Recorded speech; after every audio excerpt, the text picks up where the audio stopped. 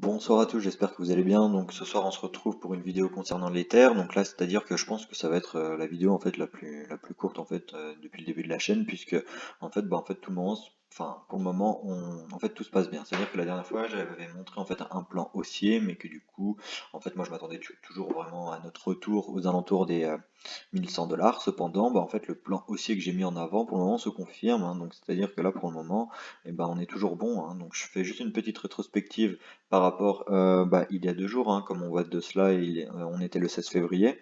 Donc on était en fait en bas de note 2 à ce niveau-ci, et puis en fait on a travaillé en fait l'extension de la 3, et puis on avait retravaillé notre bas de 4 pour aller chercher une 5 avec les TP indiqués ici.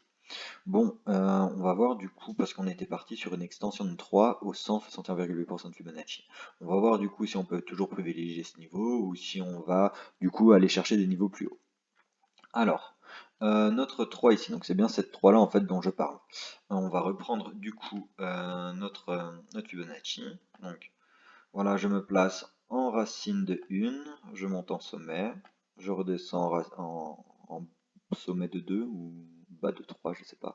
Bref, on voit que nos 161,8% de Fibonacci sont indiqués voilà ici par ce petit rectangle rouge. Cependant, écoutez, on va voir si du coup on peut se privilégier celui-ci ou alors si au contraire notre 2 va chercher ces 261,8% de Fibonacci ou non.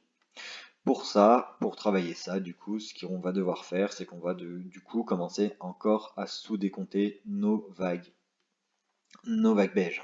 Donc je vais voir même passer en horaire, hein. Je pense que ce sera déjà un peu plus lisible.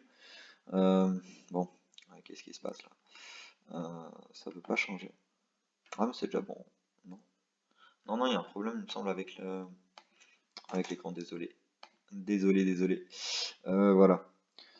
Attends, ça me revient du coup. Non, c'est pas ça que je voulais afficher. Du coup, on en était avec notre Ether. Voilà, juste là. Bon, voilà. Là, on est passé en horaire. Ah, voilà, on voit mieux.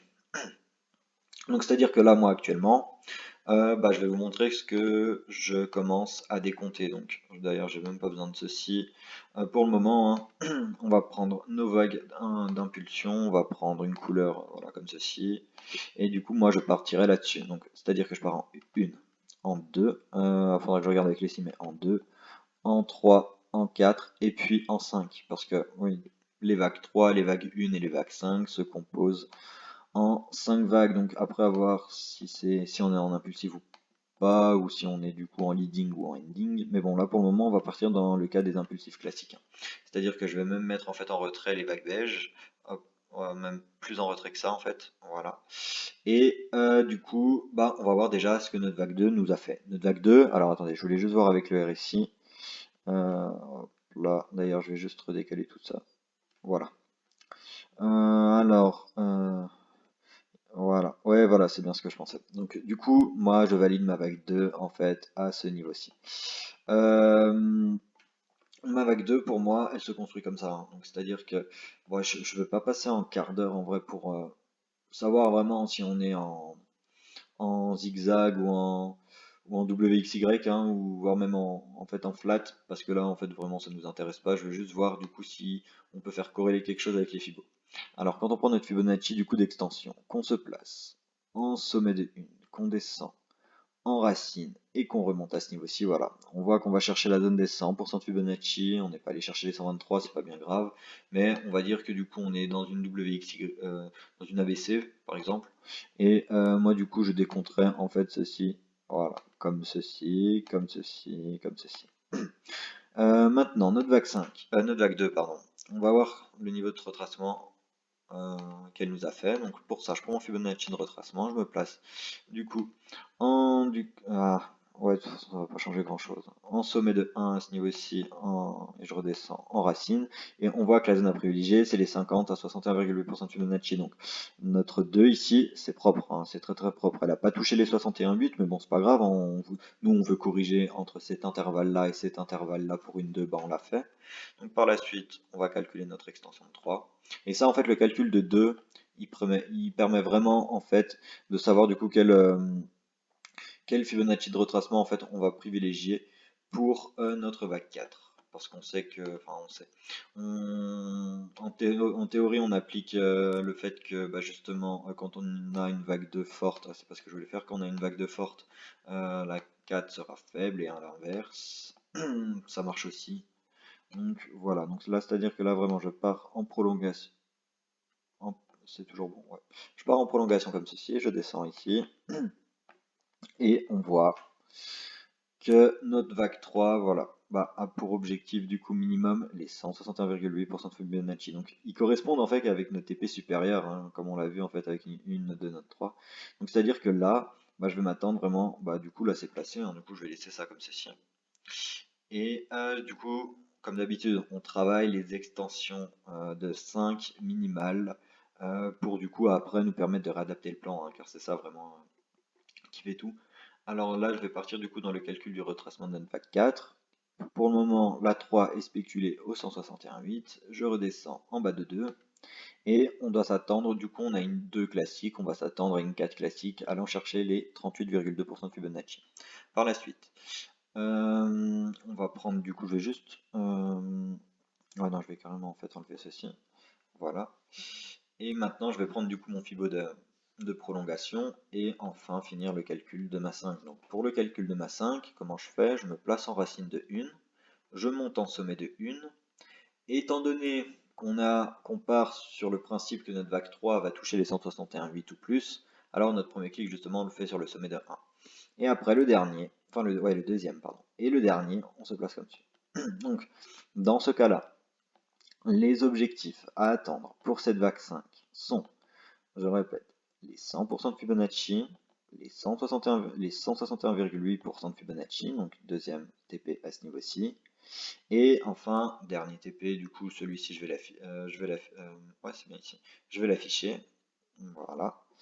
Dernière zone qu'on attend, c'est ce TP-là. Donc, c'est-à-dire que notre 5, dans le cas où notre 3 s'arrête ici, notre 5, elle pourrait nous faire une extension, en fait, jusqu'à ce niveau-ci.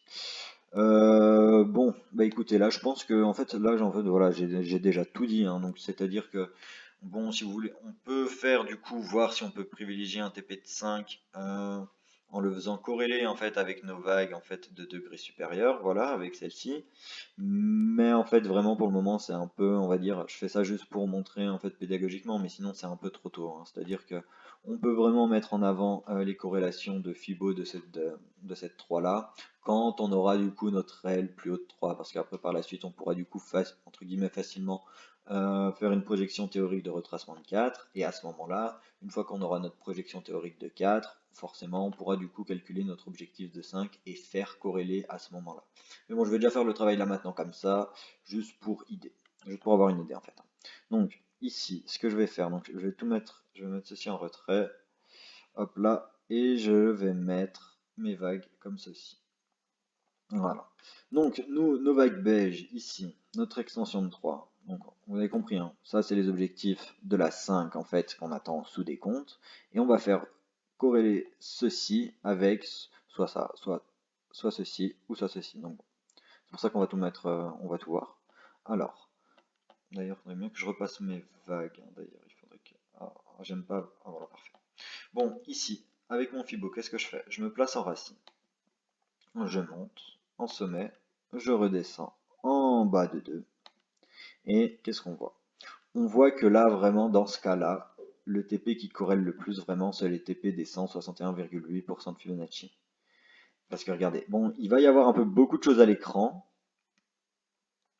mais du coup, enfin, c'est vraiment pour comprendre. C'est-à-dire que là, en fait, je vais juste réafficher mes vagues de degrés inférieurs. Hop là, comme ceci. Je vais pas les mettre en entier pair, voilà, comme ça. Donc là, comme dans cette configuration-là, regardez, je vais en fait juste rajouter, vous voyez, je vais mettre en fait, bah, voilà, le gros TP ici, hein, des 161,8 de nos vagues beige. Et comme je l'ai montré juste avant, hein, dans ce cas-là, si on part, hop là, je vais juste montrer ça, pas besoin. Voilà, qu'est-ce qui se passe? Si on part comme ceci, hop là, je monte en bas de 4.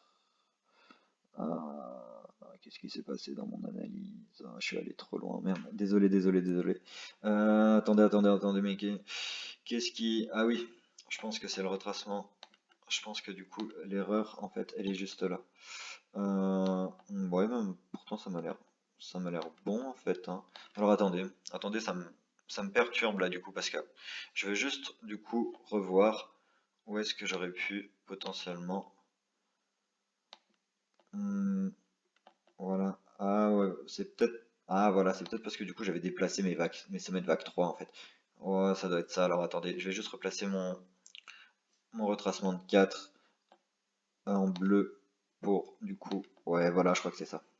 J'espère, sinon bah du coup ça fait que j'ai perdu le fil et du coup je suis désolé. Mais du coup j'espère que l'idée de au moins aura été compris de voilà de faire corréler les fibos des vagues supérieures avec les vagues inférieures.